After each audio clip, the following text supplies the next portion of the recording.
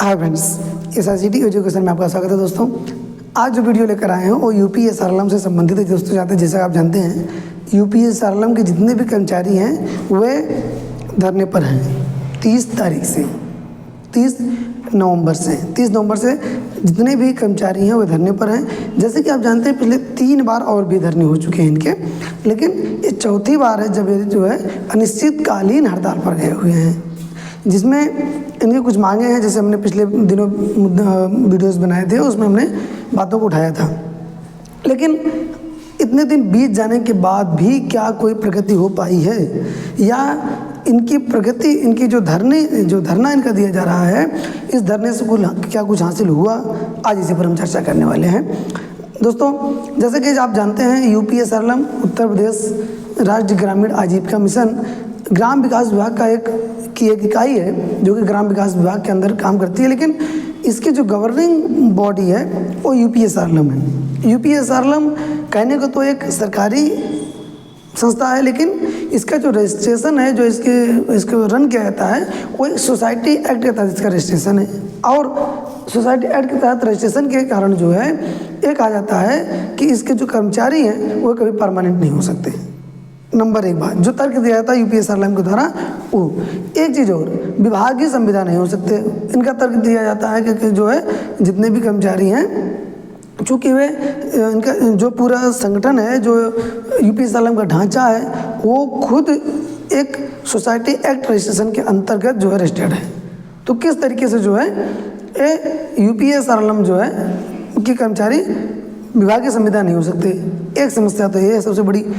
उसके बाद जो अभी आपने सुना होगा, देखा, अगर शायद आप जुड़े हों उससे, UPSRLM से, या न भी जुड़े हों, अगर समूह से महिलाएं जुड़ी हों या आप समूह के लोगों में से शामिल हैं, तब आप समझ सकते हैं कि बहुत ढेर सारे UPSRLM के कर्मचारी ऐसे हैं जो या तो विकलांगता के शिकार हो गए, या उनकी डेथ हो गई, या उनके परिवार में किसी की डेथ हो गई, कुछ भी हुआ, मतलब उनको मेडिकल क्लेम नहीं मिला कोई भी, वे रोड पर आ गए। और इतनी ज़्यादा सैलरी भी नहीं होती इनकी कि वे किसी भी रूप में सर्वाइव कर सकें, या आगे के लिए जो है अपने जीवन यापन के लिए जो है कुछ बना कर रख सकें। तो समझ सकते हैं आपकी कितनी बिगड़ समस्या है। यानी मेडिकल क्लेम के लिए चीज़ों तो कही गई, लेकिन वे कभी दी नहीं गई। एक मांग तो इनकी ये भी है। दूसरी मांग ये भी है, जैसे कि आप जानते हैं, हर ब्लॉक में बहुत 2 कर्मचारी, 3 कर्मचारी से ज़्यादा नहीं हैं, बहुत ज़्यादा होंगे, 4 होंगे कहीं कहीं।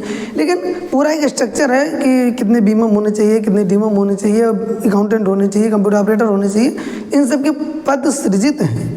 लेकिन UPSRLM उनकी नियुक्ति ना करके, यानी अब आप समझ सकते हैं 10 लोगों का काम जो है 2 लोगों से कराया जा रहा है। और उसके अलावा भी इंक्रीमेंट की जो 7% इंक्रीमेंट की बात इनकी लिखी गई थी, वो नहीं मानी गई। आज तक जो है सब हवाई रहा। जैसे कि आप जानते हैं कि आप किसी भी प्राइवेट कंपनी में भी कार्य करते हैं, तो उसमें कंपनियां जो है हर साल इंक्रीमेंट जरूर देती हैं। तो लेकिन इसमें इंक्रीमेंट जैसी कोई बात नहीं हुई आज तक, क्योंकि जो आज के 10 साल पहले सैलरी थी वही आज भी इनको दी जा रही है।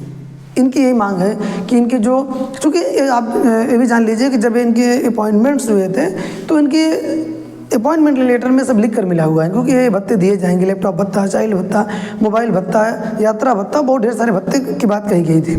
तो ये भत्ते भी इनको नहीं दिए जा रहे हैं। तो आप समझ सकते हैं, अगर भत्ते भी नहीं दिए जा रहे हैं तो कितनी बिगड़ समस्या है। तो लेकिन 10 साल पहले जितनी सैलरी मिलती थी उतनी सैलरी आज भी मिल रही, जबकि महंगाई दर अगर देखा जाए तो जो चीज़ पहले 100 रुपये का था 10 साल पहले, आज वो चीज़ जो है 1000 में मिलेगी। अब आप समझ सकते हैं कि कितनी बिगड़ परिस्थिति है। तो इसलिए भी समस्याएं बढ़ रही हैं धीरे धीरे। इसके अलावा जो अगर हम देखें तो कर्मचारियों को जो मानसिक उत्पीड़न, इनका भी ये भी कहना है कि मानसिक उत्पीड़न किया जा रहा है हमारा। तो मानसिक उत्पीड़न की भी बातें आ रही, चूँकि आप जानते हैं कि काम का कोई बोझ इतना ज़्यादा होता है, चूँकि और सरकारी कर्मचारी और प्राइवेट कर्मचारी के बीच में पिस रहे हैं लोग। यानी जो सरकारी कर्मचारी हैं वे किस तरीके से इन प्राइवेट कर्मचारियों से काम कराना चाहते हैं। और एक बात बता दें आपको कि जो सरकारी कर्मचारी होते हैं, उनकी निगाहों में प्राइवेट कर्मचारियों की कितनी अहमियत होती है, ये आप एक सरकारी कार्यालय में कभी विजिट करके देख लीजिएगा, फिर आपको पता चल जाएगा। क्योंकि आजकल चाहे वो UPSRLM हो या स्वास्थ्य विभाग हो, पूरा स्वास्थ्य विभाग ही अगर कहा जाए तो इस समय ठेके पर चल रहा है। यानी स्वास्थ्य विभाग के जितने भी कर्मचारी हैं वे, यहाँ तक कि आपको बता दें, डॉक्टर तक जो है एजेंसी के माध्यम से रखे जा रहे हैं। अब आप समझ सकते हैं कि बिड निकलती है पूरी तरीके से जैम पोर्टल पर। जैम पोर्टल से हायर किया जाता है, और चाहे रोडवेज हो, चाहे मेडिकल का क्षेत्र हो, या ABS, मतलब हर क्षेत्र में हम कह सकते हैं कि अब जो है रेलवे तक में भी तो पूरा का पूरा टेंडर प्रथा चल रही है। यानी जो भी खरीदारी हो रही है, जैसे सामान बेचा जाता है जैम पोर्टल पर कि ये पेन खरीदना है, पेन बिक रही है, एक पेन इतने की है, एक पेन इतने की है, जो खरीदार मिल जाए तो खरीद ले, उसके बाद फिर उसमें जो है आगे कार्य होगा। तो ऐसे अब कर्मचारियों को खरीदने के लिए जो है और बेचने के लिए जैम पोर्टल पूरी निविदा निकाल दी जाती है, और निविदा के माध्यम से ठेके दे दिए जाते हैं कि भैया हमको ये काम कराना है, आप चाहे 5,000 में करा लो, चाहे 25,000 में करा लो, उससे मतलब नहीं, हम आपको ये